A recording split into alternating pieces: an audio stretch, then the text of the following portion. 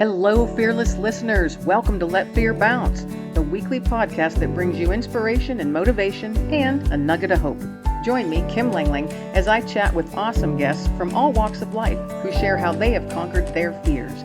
So get ready, my friends, to be empowered to let your own fears bounce. Hello, everybody. Welcome to Let Fear Bounce. I am Kim Langling, your host, and I am so glad that you are deciding to spend just a small part of your day with myself today and my special guest, Janet Polach. I got to get my glasses on here.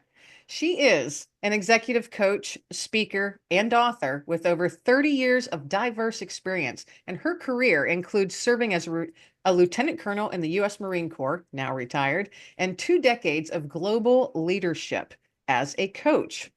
She is the author of The 7 Mistakes New Managers Make and the founder of In the Lead Incorporated. Janet has a deep passion for coaching inexperienced leaders, helping them find their unique voice in a very crowded world. Janet, welcome to Let Fear Bounce. Thank you so much, Kim. I'm delighted to be here. I've been excited about this conversation, first off, because you don't, even in today's day and age, you don't meet too many retired lieutenant colonels from the Marine Corps that are female. So first off, thank you so much for your service. As a veteran myself, I understand the sacrifice and time that you have given. So I appreciate it more than you know. So thank you very much for your service. Thank you. Now, let's dive right into it. What made you choose the Marine Corps? Well, the very short answer is I couldn't find a job. I graduated from college during a recession. And I could have either gone back to college and got a master's in education and then be really unemployable, or I could have done something else. Peace was breaking out all over, and so it was a good time to join the military. I went to all 4 services. The Air Force wanted me to enlist, and then for sure I'd get to apply for commissioning. And I was like, I don't think so. The Army recruiter tried to pick me up. So I passed on him. And so it was between the Navy and the Marine Corps. And the Marine Corps, just quite frankly, were just very good at their jobs. They pushed all the right buttons about integrity and esprit and honesty and leadership. And so it made great sense. I went to officer candidate school. We had 53 women that we started with and 26 who were commissioned.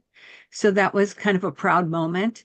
And several months later, I met my husband there, who I have now been married to for 42 years. He also retired as a lieutenant colonel. Wonderful. Well, congratulations on 42 years. That is a feat in itself in this day and age. It is. Yeah. And you both were able to do that while still serving.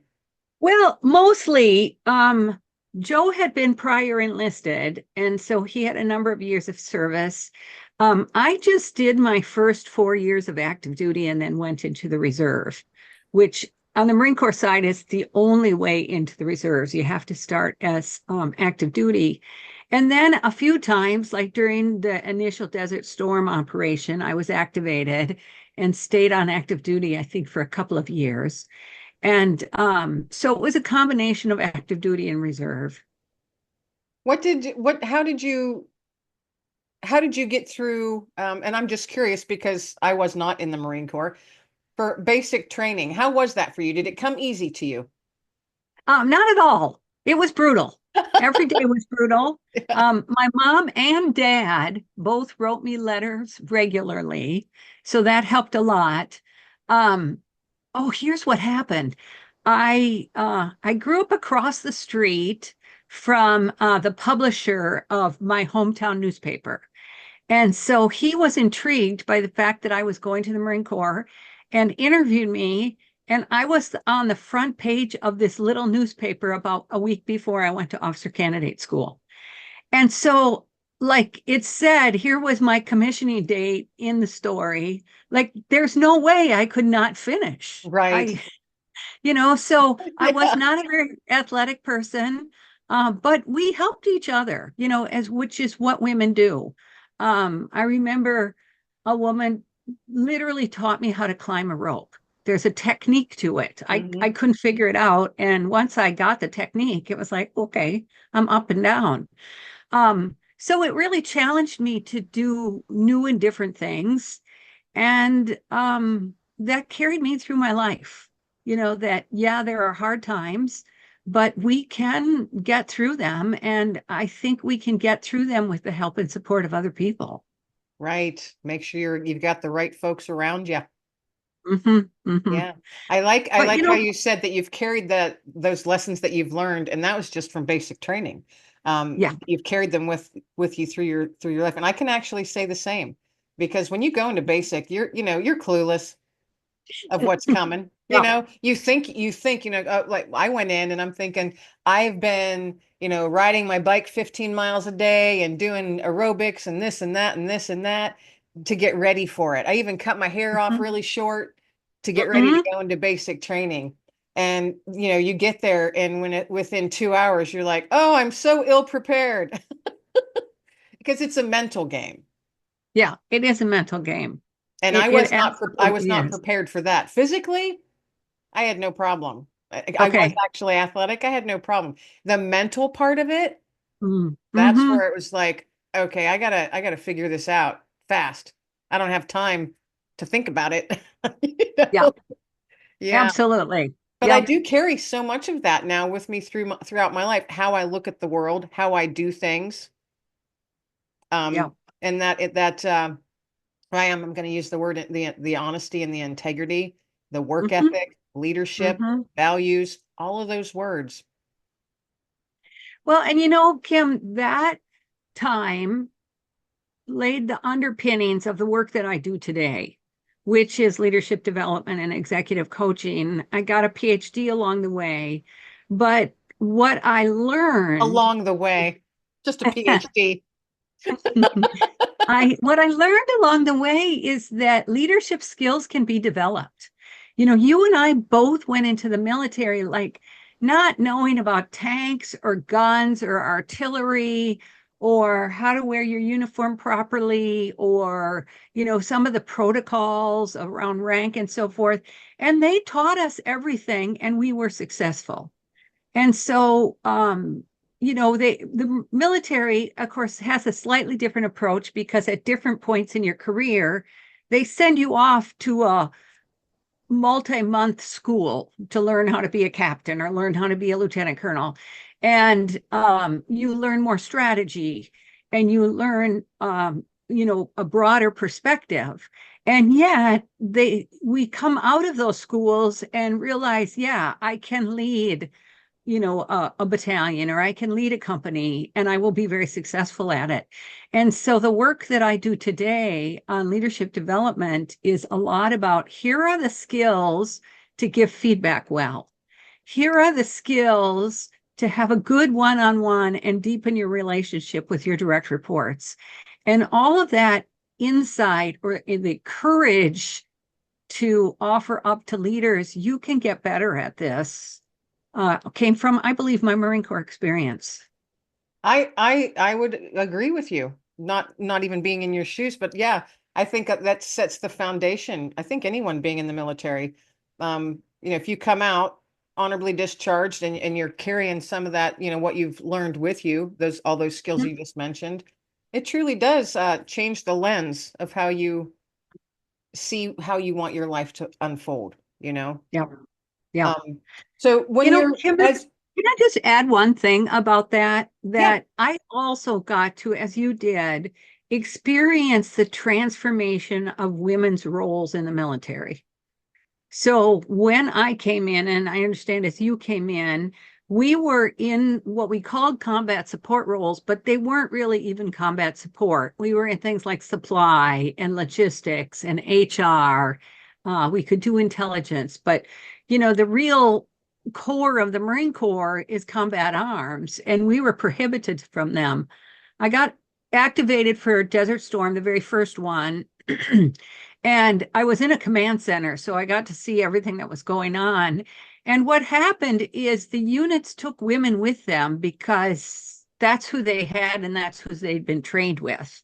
And everybody before that had kind of scratched their head and said, what are we going to do with all these women when we get activated? And everybody kind of shrugged their shoulders. And then we activated everybody and we just took them and they all performed admirably. My hero is, and I wish I knew her name, was the woman helicopter pilot in the Army. She was shot down and captured for, I don't know, a couple of months, and then she was released. Well, it wasn't until 10 years later that she shared that she had been raped, which of course was everybody's big concern, is these women would be brutally treated. And she knew if she shared that story immediately, nothing would change for us. And, you know, talk about integrity. She shared it later, and already the change had been going on. And so fast forward into now, you know, there are women in a lot of non-traditional roles, and my voice is to encourage them that they can figure it out, that they don't have to use bad language or demeaning language to have a voice, that they can still maintain their femininity and, you know, wear red shop boots if that's what they want to do, because that's part of their personality. Yeah, there's so much that you just There is so said. much. Yeah. Yeah, there's so much that you do, and so much that, oh my, this is like three other conversations that we can have just on that little bit that you just talked about. So I'm not going to dive into it because it'll take me way off track. But Okay. Fair enough. I appreciate you sharing that, especially about the female helicopter pilot. Hmm. I thank you for sharing that because that's one strong woman right there. Yeah. God bless her.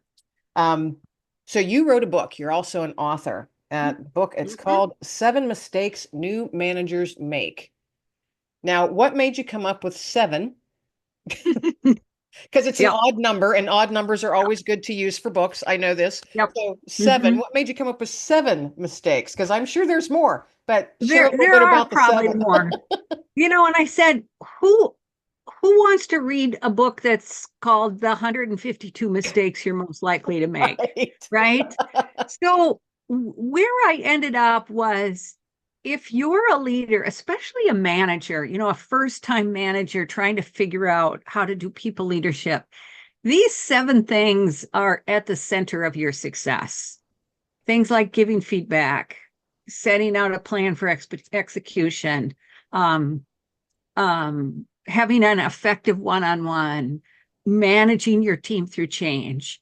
If you can do that, I call that blocking and tackling of a first frontline manager. And I think it offers just enough to kind of kickstart your development. I think it's awesome, and I like how it's seven because that's something easy that your brain can Mhm. sink into when you read it, and then you just pretty much expand upon each one of them. Sounds like. Mhm. Exactly. Now, I've always been fascinated by self-awareness, emotional intelligence, and listening well. Mhm. So I'm assuming, and I'm asking, I shouldn't assume. I want to ask, is that something that you encompass within your, I'm assuming you do though, encompass in your leadership training, your consulting, because you Mhm. consult and work with companies from all over the world, many different countries, and that includes cultural differences. Yes, So it you would does. have to have emotional intelligence, Mhm. or at least know about it. Yep. Very good listening skills Yep. and self-awareness. So share a little bit about that, how you work with all those different cultures and how you can do that so successfully. So I had a chance to live and work in Shanghai, China. Our kids were in college, and my husband and I decided we needed a life experience. He's an English teacher, so he came on to an international school in Shanghai, and then I worked for a company called Corn Ferry. So I did work with a lot of international leaders. I don't speak another language, and so only English. And the leaders I worked with had English as a second language, and mostly worked for multinational companies, you know, Johnson and Johnson and Hmm. Novartis and so forth. What I learned is to avoid colloquialisms, all these silly expressions that we develop about, you hit a home run. Well, they don't really play baseball in China, so they never knew what that was. So you check your language. And then I think you also check, how am I doing? 10 minutes into your talk or your training, to say, too fast, too slow. I always ask, if someone doesn't understand, to turn to a colleague and let's take the time for them to explain it in the native language. So that helps as well. And I learn to appreciate America in several different ways, that we do think we're the best. Mm-hmm. And it's a 12-hour difference between China and most places in the United States. And I had lots of leaders I worked with who said, I always have to have my meetings at night, at 7 or 8 o'clock at night, because that's when America wants to do it. And so we would talk about, how do you talk to your leaders about that inconvenience? And what I find now with global teams is they rotate their meeting times. Mm.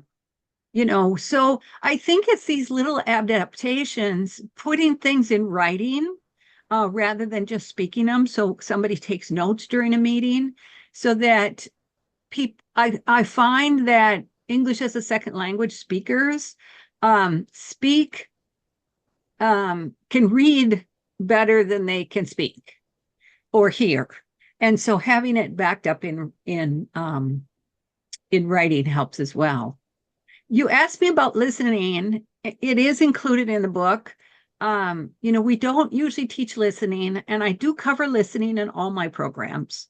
We do a few practices. We set an intention about what's the one thing I'm going to do to listen better. And I think, Kim, you're just spot on with listening is really at the core of great leadership. I agree. Because if you don't, and I mean truly listen, not just, Mhm. nodding and smiling. And I know I do that a lot, but that's just me. That's what I do. Yeah. Um, Mhm. but to truly listen and to truly hear. And I found myself saying years ago, I'm like, I appreciate what you just said, because not only did I hear you, I understand you. Mhm. And when I would Mhm. say that, that gave the person that was talking a little more validation. And that was just something that I just came up with. I'm like, I really appreciate that. Not only I didn't only hear you, but I understood you. So that's just something that I use, and it still works today. Mhm. Um, but people, especially if you're in a supervisory or a type of leadership position, those that are under you or working with you, that's how I like to prefer saying it, working with you. um, they want to know that they can turn to you. They want to know that when they turn to you, you're the right one and that you're going to help them. Mhm. Yeah. Because that's, I think, so often, I can only go by my own experience. I felt unheard for so much of my professional life. Mhm. And I was in a very male dominated Yep. sector of work. I was in sales and marketing and manufacturing. Mhm. Yep. I did well. But I had to work doubly hard Yeah. to be heard Mhm. and actually to be listened to. Yeah. And I'm not angry or bitter or anything about that, because it certainly made me really good at what I did. Mhm. But I also learned an awful lot from those who didn't listen to me. They taught me a lot of lessons too. Have you ever run into something like that? I'm assuming you may have over your Yeah. career time, but yes, if do you have any anecdotes that you could share about that? About rephrase the question, Kim. So with you throughout your career time, like I was in a very male dominated world in my Mhm. working, Oh. Mhm. and I would find that they weren't really listening to me, or they weren't really hearing me. And I think it might have been because I was female. Now, can I say that Mhm. 100%? No, but it was a very, very male dominated field. So Mhm. did you run into that through, and I'm sure you did, throughout your career? And Yeah. how did you get them to listen? Yeah. Well, when I talk about leadership with with teams, with managers and executives, I talk about you have to create a listening environment.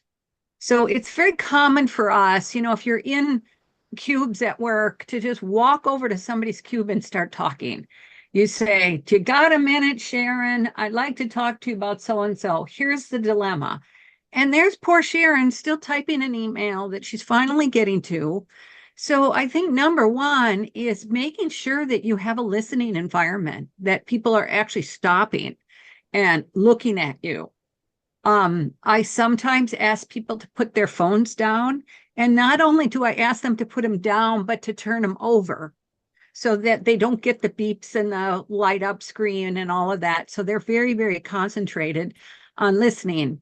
Um, I do think, if, especially in that male dominated group, setting the stage, we're going to talk about our production shortfalls, for example. What areas would you like to discuss? So you are responding to their needs rather than what you want to say. And I think so often as leaders, we're all set to make our presentation and we don't pause to think about, what does our audience really want to know? Great point. And I'm glad that you shared that. Great point. Yes. What are their pain points? Not what is it that you're trying, what widget you're trying to sell. You need to find out what their pain points are. And I have found that when you come in with that, those type of goals in mind, that they do, if I found that some of the folks I would work with or deal with, they were pleasantly surprised Yes. that I knew some of their pain points coming in, and it would be like, oh, she does know what she's talking about. Yeah. And I think, Kim, to your point about we had to work harder, you have to prepare more. Yeah. Like you said, you have to know their business. I do think, not so much now, but years ago, men didn't have to prepare as much.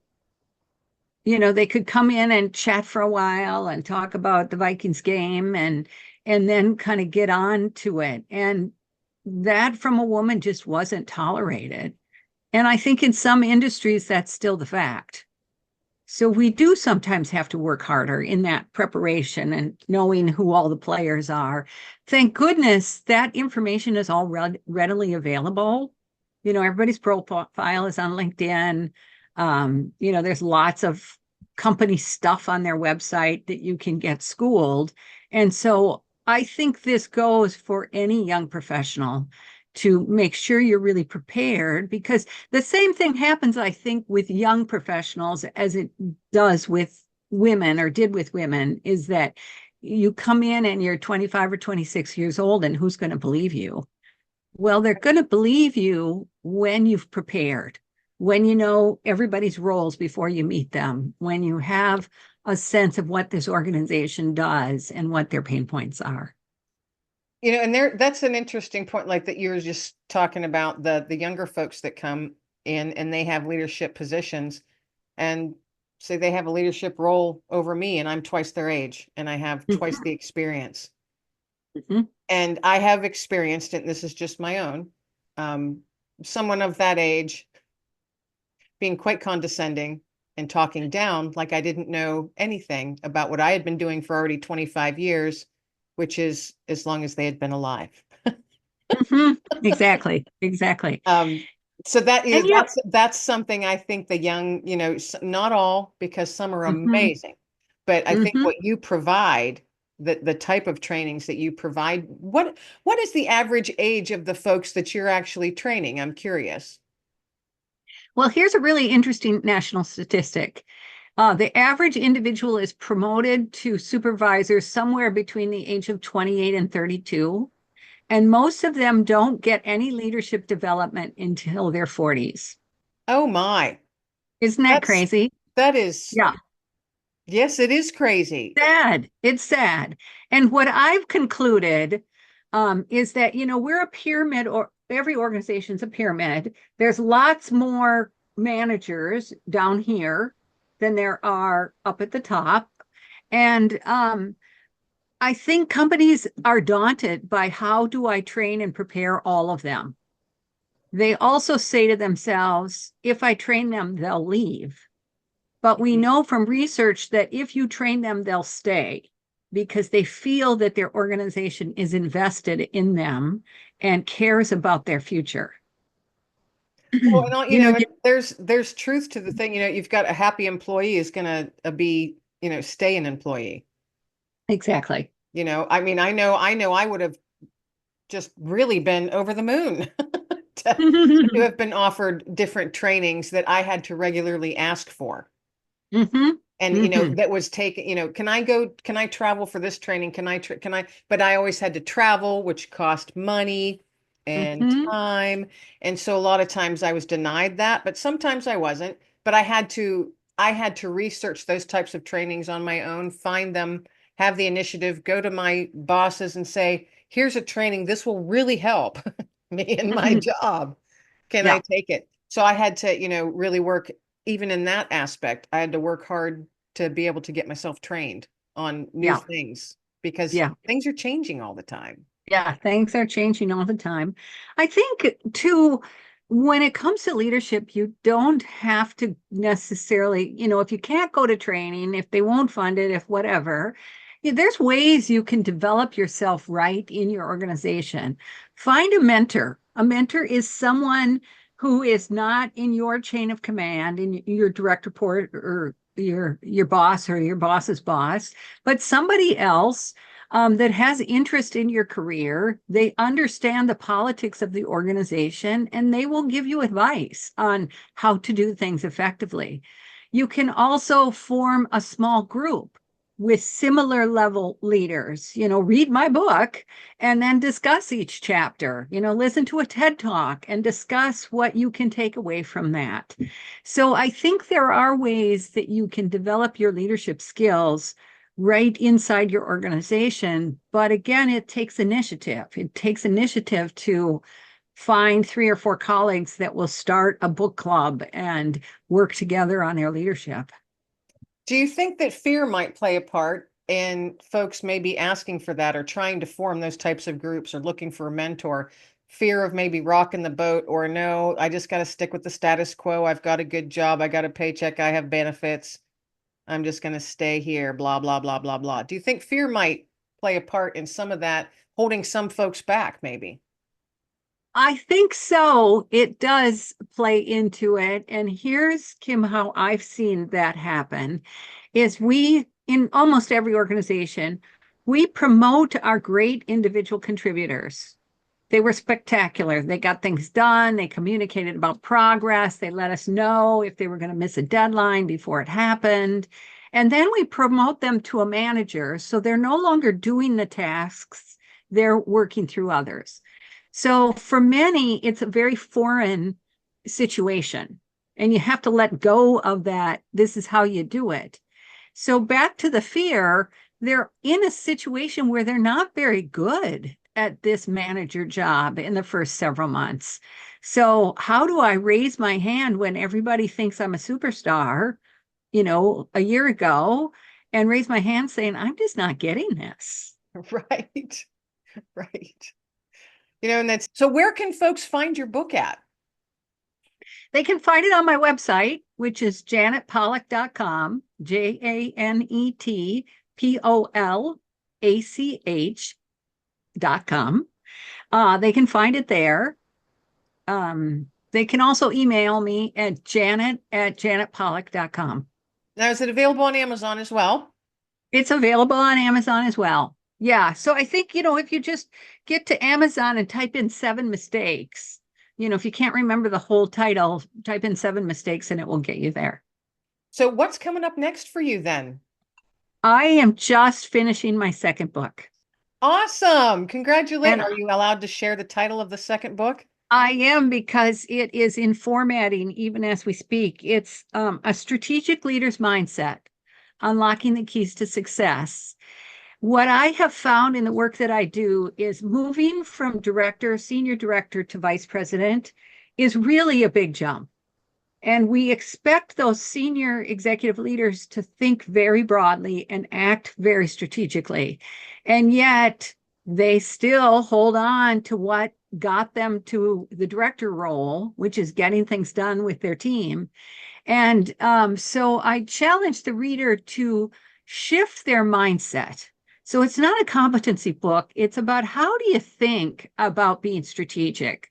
How do you lean into ambiguity? How do you empower your staff, which are managers, to do more work so that you have time for thinking and looking over the horizon? That's Yeah, very exciting. excited. Yeah. It When will will be that be on. released? I think it will be available for pre-order by the end of October, and then the hard copies will be ready early November. Awesome. Just in time Yeah, for the holiday season. So exactly. all of those folks out there in leadership positions, now you know what you can grab. Hey, for your supervisor for Christmas. Exactly. Exactly. Exactly. Yeah. Now, do you still travel and speak?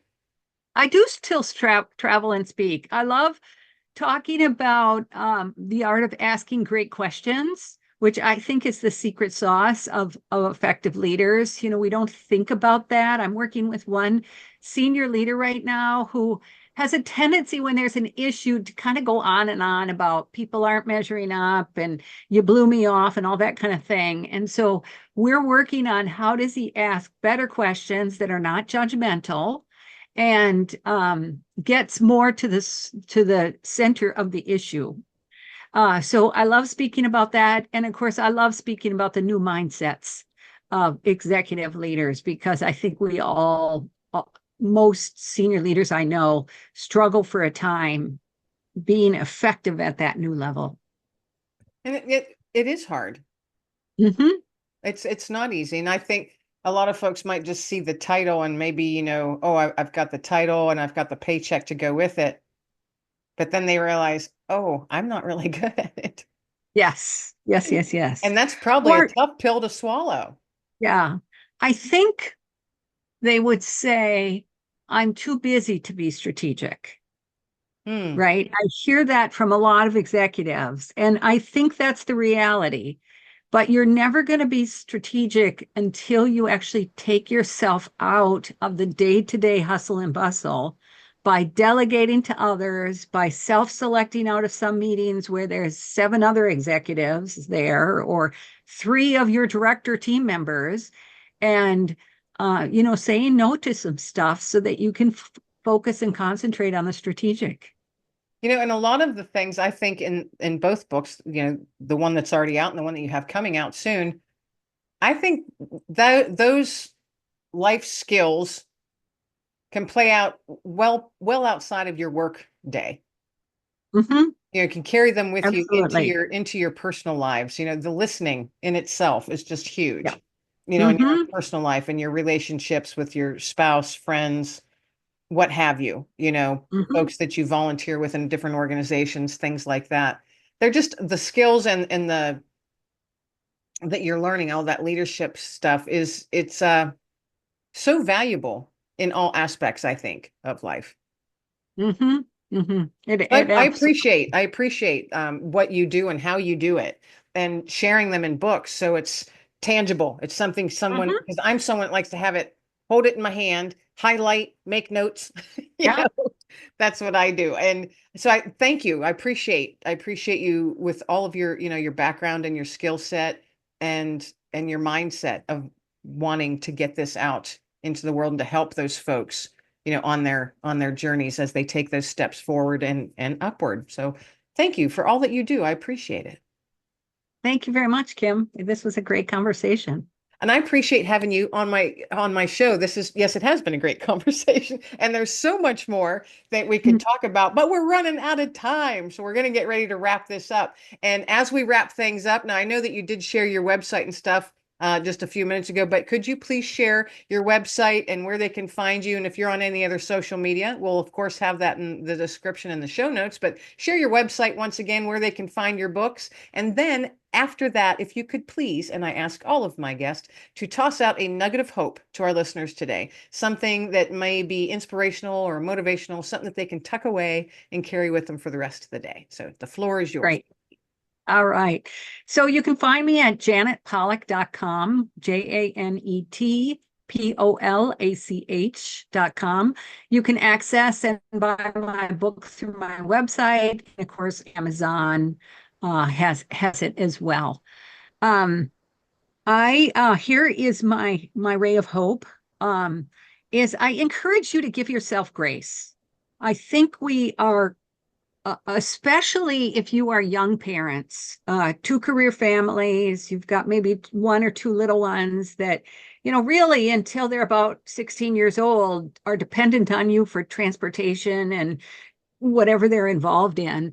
And, it's okay to say no to one more task that your boss gives you.